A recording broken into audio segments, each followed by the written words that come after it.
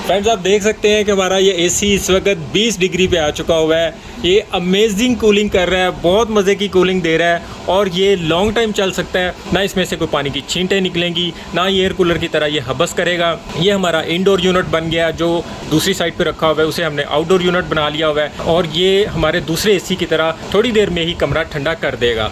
हम इसके बिल्कुल सामने बैठ जाते हैं तो फिर तो बल्ले बल्ले हो जाएगी, आपको सिब्बी में भी रहते हुए मरी याद आ जाएगा। आज की वीडियो स्पेशली उन लोगों के लिए है जो एसी अफोर्ड नहीं कर सकते और एयर कूलर के शोर, उसकी हबस, नमी और चिपचिप से बहुत परेशान हैं। तो आज हम एक ऐसी चीज़ बनाने वाले हैं जिसके बाद एसी और एयर कूलर के बगैर ठंडी यख हवा के मज़े आने वाले हैं। तो चलिए शुरू करते हैं। अस्सलाम वालेकुम फ्रेंड्स, मैं हूं शहजाद मुगल और आप देख रहे हैं टेक नॉलेज यूट्यूब चैनल। तो फ्रेंड्स, उसके लिए हमें एक अदद इस तरह का वेपोरेटर चाहिए। किसी भी एसी में इस्तेमाल होने वाले वेपोरेटर को हम यूज़ करेंगे। ये गाड़ी में इस्तेमाल होने वाला वेपोरेटर है। आप इसकी जगह पे सिल्वर का कंडेंसर भी यूज़ कर सकते हैं, वो भी काम दे सकता है। ये हमें किसी भी कबाड़ की दुकान से मिल जाता है या फिर किसी कार एसी वाली शॉप से भी हमें नकारा हुए बहुत सस्ते में मिल जाते हैं, क्योंकि ये कहीं ना कहीं से लीक हुए होते हैं। तो हम इन्हें घर लाके इनकी लीक चेक करने के बाद कोई भी मैजिक लगा के इनकी लीक को बंद करके यूज़ कर सकते हैं। इसकी लीक चेक करने का तरीका ये होता है कि आप एक तरफ से पानी का पाइप लगा के इसके अंदर पानी डालें, दूसरी तरफ से पाइप को थोड़ा सा दबा के रखें तो इसके अंदर प्रेशर बिल्ड हो जाता है, जिससे अगर कहीं पे माइनर सी भी लीकेज हो तो वहाँ से पानी बाहर आना शुरू हो जाता है और आपको पता चल जाता है या इस जगह पे लीकेज है, तो वहाँ पर उसकी लीकेज बंद कर सकते हैं। तो लकीली हमारे इस वेपोरेटर के अंदर किसी भी जगह पर लीकेज नहीं है। ये इसके अंदर ये कैपिलरी वॉल लगा होता है। एसी की गैस जब इसके अंदर से गुजरती है तो इसके इस जगह से ठंडक करना शुरू कर देती है। ये कैपिलरी वॉल इसके अंदर ठंडक बनाने का काम करता है। तो हमें इस वक्त इसकी नीड नहीं है, हम इसे साइड पे कर देंगे। हमें सिर्फ इस वेपोरेटर के ये 2 अदद पाइप ही चाहिए। एक इसमें से हम इनलेट कंसिडर करेंगे और एक आउटलेट कंसिडर कर लेंगे। इसके साथ हम इस तरह का 12 वोल्ट का फ़ैन लगाने वाले हैं। हमें हाई आरपीएम का फ़ैन चाहिए, तभी वो बहुत अच्छा काम कर सकता है। आप जितने बड़े साइज़ का फ़ैन लेंगे और जितने हाई आरपीएम का फ़ैन लेंगे वो ज़्यादा यूज़फुल साबित होगा और ये जब चलेगा तो ये बहुत तेज़ हवा थ्रो करेगा। मैं इसे आपको मीटर से भी चेक करके लाइव दिखाऊंगा, सब कुछ रियल होगा। इस वीडियो को अगर कोई बंदा भी सही तरीके से देख लेगा तो इसे बनाने में उसे ज़रा भी मुश्किल पेश नहीं आएगी। मैं इसकी वायरिंग और इसको लगाने का सारा तरीका आपको बड़े अच्छे तरीके से समझाने वाला हूँ। तो फ़ैन को इस वेपोरेटर के साथ लगाने से पहले हम वेपोरेटर के इन दोनों पाइपों के साथ कोई भी रबड़ का पाइप अटैच कर देंगे। तो उसके लिए हमें 2 साइज़ के पाइप चाहिए होंगे, क्योंकि इसका एक पाइप थोड़ा मोटा है और एक पाइप थोड़ा बारीक है। तो हमने इसके साथ एक ही तरह के पाइप को अटैच करने की कोशिश की है। तो उसके लिए हमने ये लेवल वाला पाइप चूज़ किया है और इसके साथ हमने इस तरह की अटैचमेंट्स लगा दी हैं, जिसकी वजह से हम बड़ी आसानी से इन दोनों पाइप्स के साथ इस लेवल वाले पाइप को ही अटैच कर लेंगे। एक पाइप को हमने इस पाइप के साथ अटैच कर दिया। यहाँ हमें कोई भी सिलिकॉन, कोई भी स्मथ बॉन्ड, कोई भी चीज़ लगाने की ज़रूरत नहीं पड़ी और ये इसके अंदर बड़े अच्छे तरीके से फिक्स हो गया हुआ है। इसको फिक्सिंग करना कोई मुश्किल काम नहीं है, आप किसी और तरीके से भी कर सकते हैं। आप पाइप को गर्म करके इसके ऊपर चढ़ा के ऊपर क्लम्प भी लगा सकते हैं। और मज़े की बात ये होगी कि ये सारा सिस्टम पोर्टेबल होगा। आप इसे उठा के कहीं भी रख सकते हैं, किसी भी जगह पे भी रख सकते हैं। ओपन एयर में भी चला सकते हैं, इंडोर में भी चला सकते हैं, इवन किचन में भी रख के आप इसे चला सकते हैं, वहाँ भी ये आपको ठंडी हवा देगा। अब हम इसके साथ फ़ैन अटैच करेंगे। तो फ़ैन हम किस तरह अटैच करेंगे, हमें इसके चारों साइडें बंद करनी है और फिर उसके आगे ये फ़ैन लगाना है। तो इसकी साइडें या तो आप प्लास्टिक शीट से बंद कर सकते हैं या फाइबर शीट से भी बंद कर सकते हैं और इसको आगे फ्रंट से हम इसे लगा सकते हैं। लेकिन आप जहां से ये वेपोरेटर लेंगे इसकी ऊपर वाली अटैचमेंट भी आपको इसके साथ ही मिल जाएगी। तो हमारे साथ भी ऐसा ही है, हम इसे इसकी इस अटैचमेंट के साथ फिक्स करेंगे। ये इसके अंदर इसका सेंसर भी लगा हुआ है, इसे हम एक दफ़ा यहाँ से निकाल लेंगे और इसके अंदर इसे एडजस्ट कर देंगे जैसे ये इसके अंदर फिट हुआ होता है, इस तरीके से। हम इन पाइपों को यहाँ से काट के भी इनके साथ पाइप अटैच कर सकते हैं, लेकिन हमें ये काम ज़्यादा इजी लगा इसलिए हमने इस तरह कर लिया है। अब आपके सामने इसकी एक शक्ल बन के आ गई है। आप देख सकते हैं कि ये गाड़ी के अंदर भी बिल्कुल इसी तरीके से फिट हुआ होता है। ये फ़ैन हमने इसके अटैचमेंट के अंदर से बाहर निकाल लिया है। अब हम इसे इसके अंदर फिट करेंगे। उससे पहले हम इसकी साइड चेक करेंगे कि ये किधर को हवा दे रहा है। इसके बॉक्स में हमने इस फ़ैन को फिक्स कर दिया है। इसके साइडों पे थोड़ी सी फोम भी लगा दी ताकि ये एयर टाइट भी हो जाए।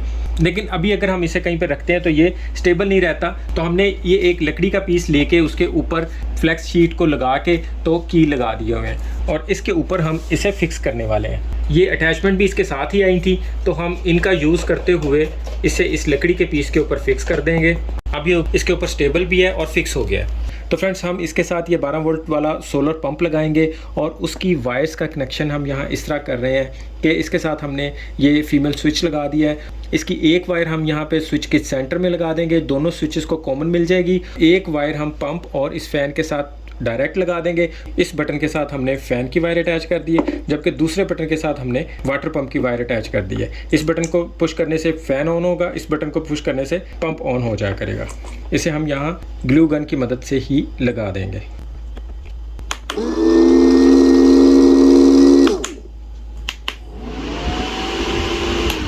अब बारी आ जाती है इन दोनों पाइप्स में से किसी एक पाइप को हम इस पंप के साथ अटैच कर देंगे।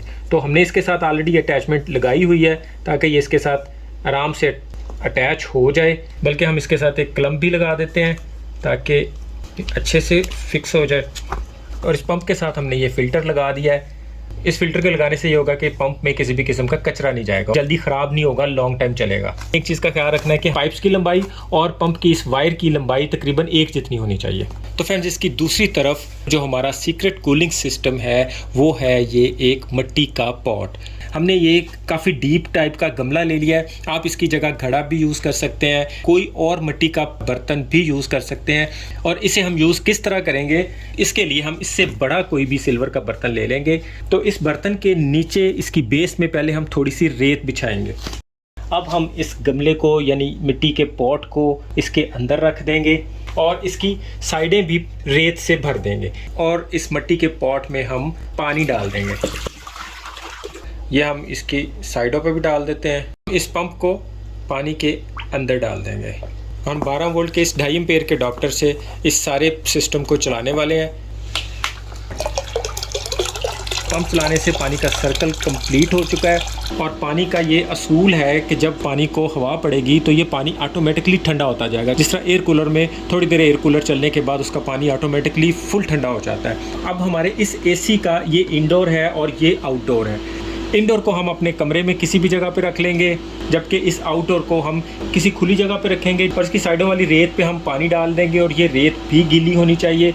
इसे जैसे जैसे हवा लगेगी ये भी ठंडा होता जाएगा और जो पानी इसके अंदर से गुजर के यहाँ आएगा वो पानी भी एयर की वजह से यानी इसके इस फ़ैन की वजह से भी ऑटोमेटिकली ठंडा होता जाएगा। इस बात का तो आपको अंदाज़ा होगा ही कि मिट्टी के बर्तन में पानी ऑटोमेटिकली ठंडा हो जाता है। इस बर्तन में अगर हम पानी रख के भी छोड़ देंगे तो ये पानी आम दर्जा हरारत से कम 6 से 8 डिग्री तक डाउन हो जाएगा। इसका टेम्परेचर अभी 35.3 है। ये हमने इसे विंडो के आगे रख दिया ताकि यहाँ से इसे हवा लगती रहे और इसका पानी मज़ीद ठंडा होता जाए।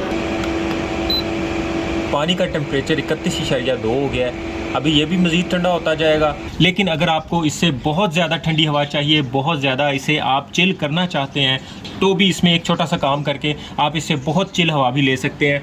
तो हम इस तरह की खाली बोतलों में पानी भर के इन्हें फ्रीज़र में रख के जमा लेंगे, क्योंकि इन बोतलों के लिए फ्रीज़र के अंदर थोड़ी बहुत जगह मिल ही जाती है। तो जितनी भी जगह मिले हम वहाँ पे इन बोतलों को जमा के रख सकते हैं और अपने इस एसी में हम इन बोतलों को पानी के अंदर रख देंगे। इसमें हम ठंडा पानी भी ऐड कर सकते हैं। तो इस तरीके से ये पानी मज़ीद ठंडा हो जाएगा और आप खुद सोच सकते हैं कि जब ये इस कदर ठंडा पानी हमारे इंडोर के वेपोरेटर के अंदर से गुजरेगा तो फिर ये कितनी ठंडी हवा देगा। अब मैं आपको इसका लाइव टेम्परेचर टेस्ट दिखाता हूँ। बिना वीडियो को स्किप किए थोड़ी देर बाद हम इसका टेम्परेचर चेक करेंगे और आप देखेंगे कि किस तरह एकदम से टेम्परेचर इसका डाउन होता है। तो अभी हम इसका फ़ैन ऑन करेंगे और फिर देखेंगे इसमें से यह कूल हवा किस तरह आती है। आप देख सकते हैं कि पहले जहाँ पे 30 से ऊपर डिग्री था वहाँ पे इस वक्त 15, 16, 17 पे आ चुका हुआ है। ये आप देख सकते हैं कि पाइपों के ऊपर हल्की हल्की सी नमी भी आ गई है। आप यकीन करें कि इसके फ़ैन से एसी से ज़्यादा ठंडी हवा मिल रही है हमें। फ़ैन का टेम्परेचर बहुत एक्यूरेट नहीं मिलता, बावजूद इसके यहाँ पे 22 डिग्री यानी आप समझ लें कि 22 पे हमने इस वक्त अपना ये वाला एसी चलाया हुआ है। और जितनी कूलिंग हमारा 22 डिग्री पे घर का एसी करता है, जो कि बहुत ज़्यादा बिजली लेता है और बहुत बिल बनाता है, हमारा ये वाला एसी उस लेवल की कूलिंग कर रहा है। फ्रेंड्स, आप देख सकते हैं कि हमारा ये एसी इस वक्त 20 डिग्री पे आ चुका हुआ है। ये अमेजिंग कूलिंग कर रहा है, बहुत मज़े की कूलिंग दे रहा है और ये लॉन्ग टाइम चल सकता है। आप अगर बर्फ़ नहीं डालते तो आप कोई घड़ा ले सकते हो, उसे ज़मीन में दबा के भी इससे इतनी कूलिंग ले सकते हो।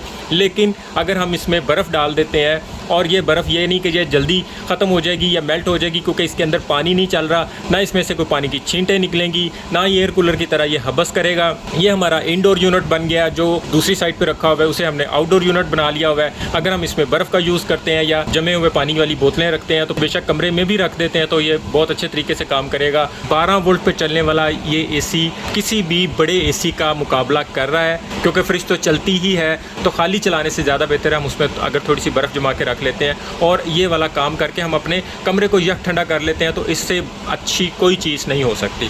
फ्रेंड्स, आप देख सकते हैं कि हमने इस टिश्यू पेपर्स का एक घाघरा सा बना दिया, तो ये इसको टिकने नहीं दे रहा। ये वीडियो बनाते वक्त मुझे साथ में ही एक ज़बरदस्त आइडिया आ चुका हुआ है, जिसमें आपको बर्फ़ की भी ज़रूरत नहीं रहेगी, किसी घड़े की भी ज़रूरत नहीं रहेगी, ना रेत ना मिट्टी और बिजली की किसी भी चीज़ का यूज़ किए बगैर इसमें से ठंडी हवा लेंगे।